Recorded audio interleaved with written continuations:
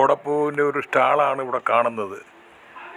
ഇത് ദക്ഷൻ്റെ യാടി ഋതുവിൻ്റെ താടി എന്ന ഇതിൽ ഒരു ഇതായിട്ടാണ് ഇത് വിൽക്കുന്നത്. തുറന്നുകൂടിയാണ് കടയാണ്. അപ്പോൾ ഈ കടയിൽ ഉത്സവമനുസരിച്ച് പൂക്കൾ വിൽപ്പനയാണ്. കൊട്ടിയൂർ ഉത്സവത്തിന് ഇതൊരു വരുമാന മാർഗമായിട്ട് ഇവിടെയുള്ള ആൾക്കാർ കാണുന്നതാണ്. ഈ പൂവിന് പ്രമോദിന് ഈ പൂവിനെ പറ്റി എന്താ അഭിപ്രായം പറയാനുള്ളത്?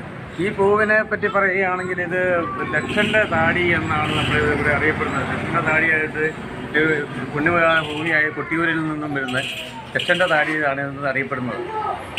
ഇത് നമ്മൾ ന്യായമായ വിലയിൽ പരമാവധി വില കുറച്ച് കൊടുക്കാമെന്ന് വെച്ച് കഴിഞ്ഞാൽ ഇവിടെ ഒന്നും ഇപ്പോൾ ഓടയില്ലാത്തതിനെ കുറിച്ച് വില ലേശം കൂടി കൊടുക്കേണ്ട അവസ്ഥയിലാണ് ഇപ്പോൾ ഉള്ളത്. ഇത് എത്ര ദിവസം അധ്വാനം വരും ഇതിന്?